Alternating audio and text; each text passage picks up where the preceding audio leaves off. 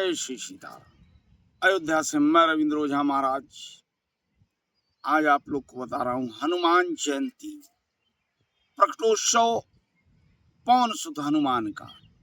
लाल देह लाली लसे अरुधरि लाल लंगूर वज्र देह दानव दलन जय जय जय कपि। महांजना के गर्भ से उत्पत्ति हुई भगवान शिव ने बजरंग बली के रूप में अवतार लिया। महांजनी श्राप के कारण पृथ्वी पे जन्म ली। केसरी महाराज की पत्नी बनी जो बृहस्पति के पुत्र थे और उनके ही गर्भ से प्रकटोत्सव हुआ, जन्म हुआ बजरंग बली का, जो कलयुग के देवता हैं, जो हर व्यक्ति की इस कलिकाल में तुरंत ही क्षणों में मदद करते हैं, मन से व्यक्ति ध्यान कर ले। तो उनके बारे में आज 12 अप्रैल चैत्र पूर्णिमा के दिन भगवान बजरंगबली का, हनुमत लला का प्रकटोत्सव जन्मोत्सव मनाया जाएगा। तो इसके बारे में मैं जानता हूं कि आप लोगों को जानकारी तो होगी, क्योंकि सनातन धर्म के व्यक्तियों को ये जानकारी हर रूप के बारे में रहती है। वेदों के बारे में थोड़ी बहुत जानकारी अगर पूर्ण ना हो तो एक क्षणिक जानकारी रहती है कि 12 अप्रैल को जो चैत्र पूर्णिमा के दिन शुभ लग्न मुहूर्त आ रहा है 3:21 से 5:51 तक, इस समय पे, इस काल पे आपको इनको संपूर्ण अपने अंदर अवतरित आवाहन करने के लिए एक सूक्ष्म साधना, सूक्ष्म पूजन करना है उसी घड़ी के अंदर। चूंकि अभिजीत मुहूर्त जो होता है बहुत ही महत्वपूर्ण मुहूर्त होता है किसी भी देवी देवता को पूजन करके आवाहन करने के लिए। तो ये मैं आपको बताऊंगा, लेकिन फिर बता दूं कि वीडियो को पूरा देखेंगे तभी कोई बात समझ में आएगी। पहली चीज तो देखिए, जब तक आप किसी चीज के बारे में पूर्ण जानकारी नहीं लेंगे, अब आज तो सृष्टि का लोग विनाश कर रहे हैं, सनातन धर्म का नाश कर रहे हैं। बड़ा ही अफसोस, बड़ा कष्ट हुआ सुन करके कि तेलंगाना में हमारे ही जीवों का संरक्षण हटाया जा रहा है, जंगलों को नष्ट करके, विनाश करके होटल और दुनिया भर की बिल्डिंगें बनाई जा रही। आपको करना क्या है कि हनुमत लला की का आशीर्वाद, उनकी पूरी छाया पाने के लिए आपको 12 अप्रैल को प्रातः काल उठ जाना है 2 बजे, स्नान ध्यान करके बैठना है और लाल वस्त्र का धारण करना। चूंकि कहा गया लाल देह लाली लसी, और लाल फल लाल फूल लाल मीठा और सिंदूर का लेपन करना। और ये महत्वपूर्ण जानकारी आपको दे दूं कि बहुत से लोग कहते हैं शरीर पे, खाली शरीर पे नहीं, उनकी गदा पे भी सिंदूर का लेपन करें और मुख पर और चरण पर विशेष करके कम से कम 11 बार अपने दोनों हाथों को फेर कर अपने मस्तिष्क पर लगाएं और धूप दीप दे करके बैठ जाना है।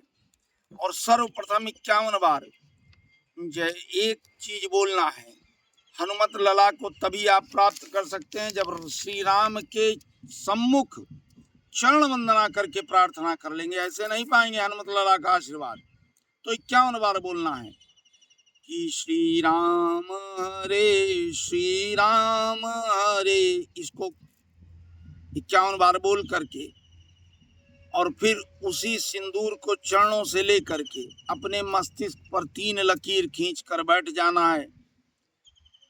हाथ में पुष्प और अक्षत लेकर संकल्प लेकर बैठना और इस एक मंत्र का कम से कम 1008 बार जप करना है।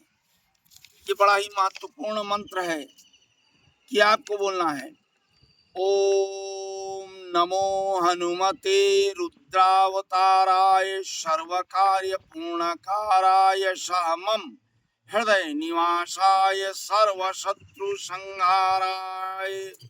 बस ये मंत्र बोल देना है और 1008 बार इस मंत्र को बोल करके फिर तुरंत उठना नहीं है। अब क्या करना है कि लोग बताते हैं कि उठ जाओ, ध्यान करो, नहीं। अब उसके बाद आपको क्या करना है, जब उठना होगा तो अनामिका अंगुली से हनुमान जी के मस्तिष्क से लेकर के और पूरे शरीर से पहुंचते हुए चले आना है, जितना सिंदूर आपके पास आ जाए। ये कृपा किसकी, बजरंगबली की। वो सिंदूर आपको किसी भी डिब्बी में, प्लास्टिक छोड़ के तांबे या पीतल की डिब्बी में संभाल कर रख लेना है।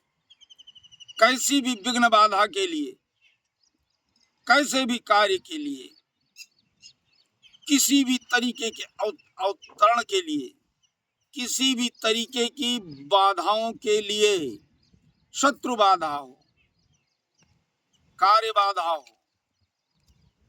विघ्न बाधा हो, उसके लिए इस सिंदूर को अपने पास रखना है।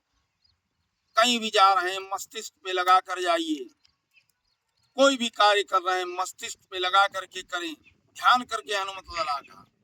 ये मैं चैलेंज देता हूं कि इस कार्य को करने के बाद में कैसा भी असंभव दुर्लभ कार्य होगा, वो पूर्ण होगा। कि अगर आप हिमालय की चोटी नहीं चढ़ पा रहे हैं तो इस सिंदूर से आप हिमालय की चोटी पर चढ़ जाएंगे, एवरेस्ट पर, अंतरिक्ष में पहुंच जाएंगे। इनकी जितनी शक्तियां हैं वो आपके सम्मुख रहेंगी, साथ में स्वयं पवन सुत हनुमान।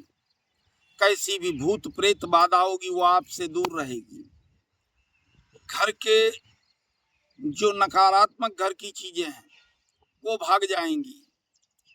लेकिन इसको जो करें तो प्रेम पूर्वक, श्रद्धा से, श्रद्धा निमित्त होकर पवन सुत हनुमान का आवाहन करके इसको करें, प्रभु श्री राम का आवाहन करके, रुद्र का आवाहन करके, फिर देखिए कैसे आपकी सारी चीजें आपको प्राप्त होती हैं। अच्छा, कहीं कोई बात ना समझ में आए तो वीडियो में आप पूछ सकते हैं।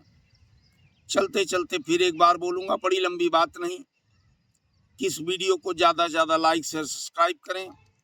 प्रसन्नता आपके कदम चूमे, खुशहाली आपके घर में हमेशा सर्वत्र घूमती रहे, यही मैं प्रभु से प्रार्थना करूंगा। जय श्री सीताराम, जय हनुमत लाला।